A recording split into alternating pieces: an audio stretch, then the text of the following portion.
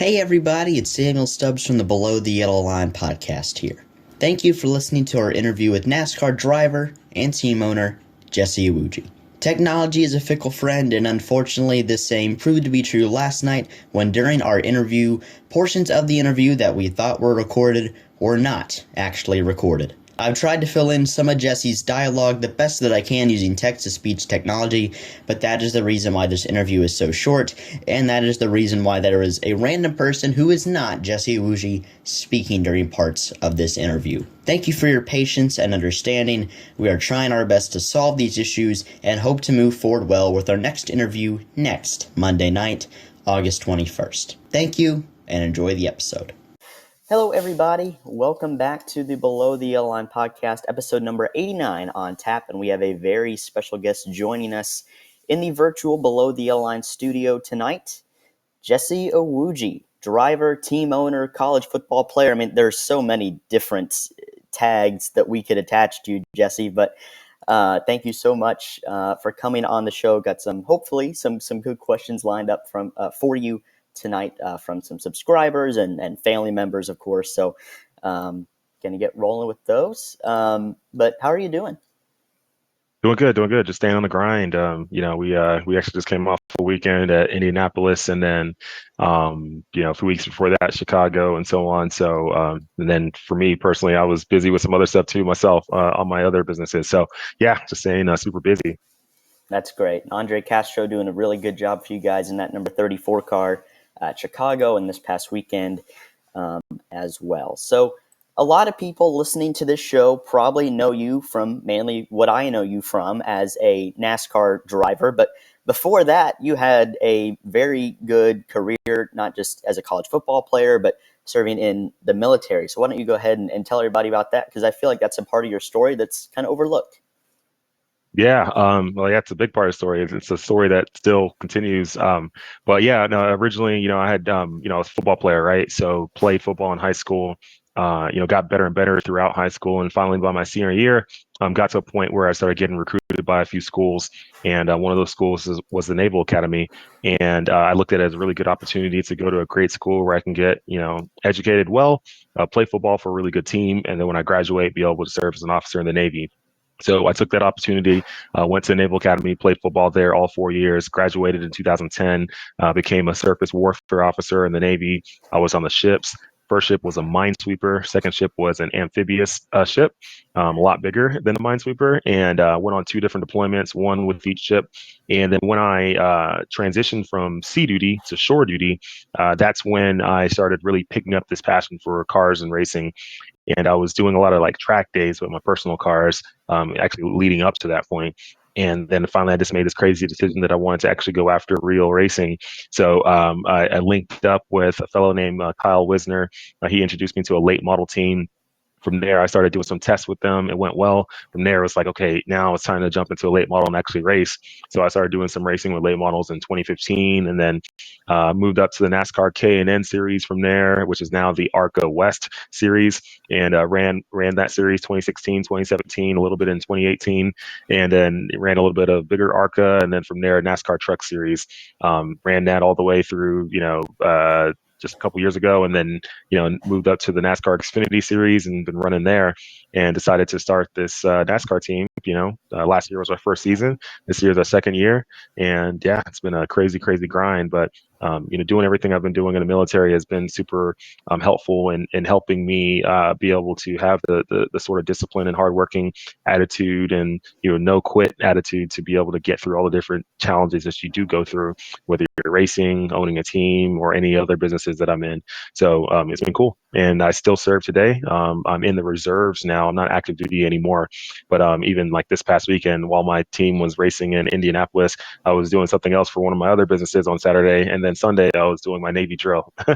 So it's still a big part of my life, still something I do, still something that actually keeps me very busy, and just staying on the grind, doing it all.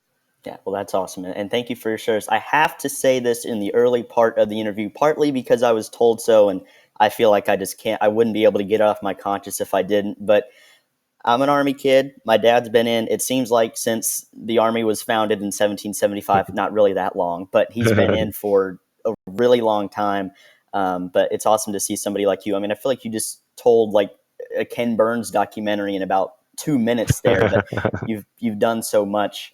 I actually had the opportunity last fall to go up to the Naval Academy a little bit, see some midshipmen there and the great stuff they're doing. And while I am biased towards Army and towards West Point, still, you guys in the Navy are some pretty cool guys. And, obviously it helped lead you kind of into a racing career, and helped you accomplish a lot. And I love that you talk about kind of that discipline, that mindset, because so much of, what you can apply in the military, when you're deployed or just, on duty, can really go in a race car. You got to be mentally, physically, emotionally disciplined, both in the military and in a race car. So that's great to share that part of your story. Yeah. No, it's definitely important. That is for certain.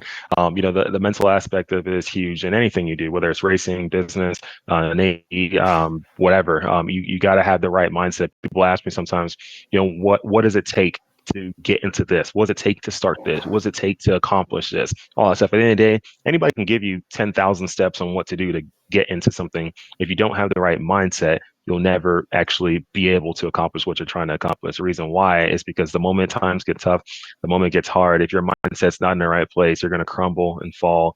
You're going to be very, vulnerable. You're going to be very breakable. You're going to be weak, right? You got to have a strong mindset. You got to have a strong mindset that actually has faith too at the same time, right? Because you're going to be diving into a lot of different areas where you're not going to be able to see what the future is. You're not going to be able to see where the end is, but there is an end if you just continue to put the right effort in. It takes a very strong, hardworking, just relentless mind to be able to actually make that happen.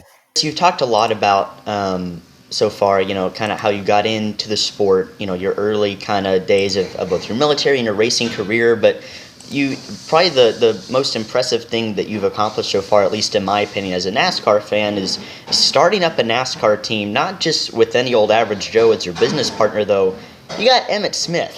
I mean, you got a legendary NFL running back as your business partner in NASCAR. How did that deal kind of come together, and how on earth did you make that work?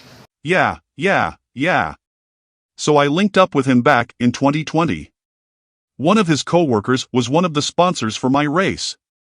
And I think that's kind of my first interaction with him, and then going into 2021, early that year, that's when I started thinking about this whole, team aspect. I started a team, me and my agent, my cast. We had to start building this idea, put it together.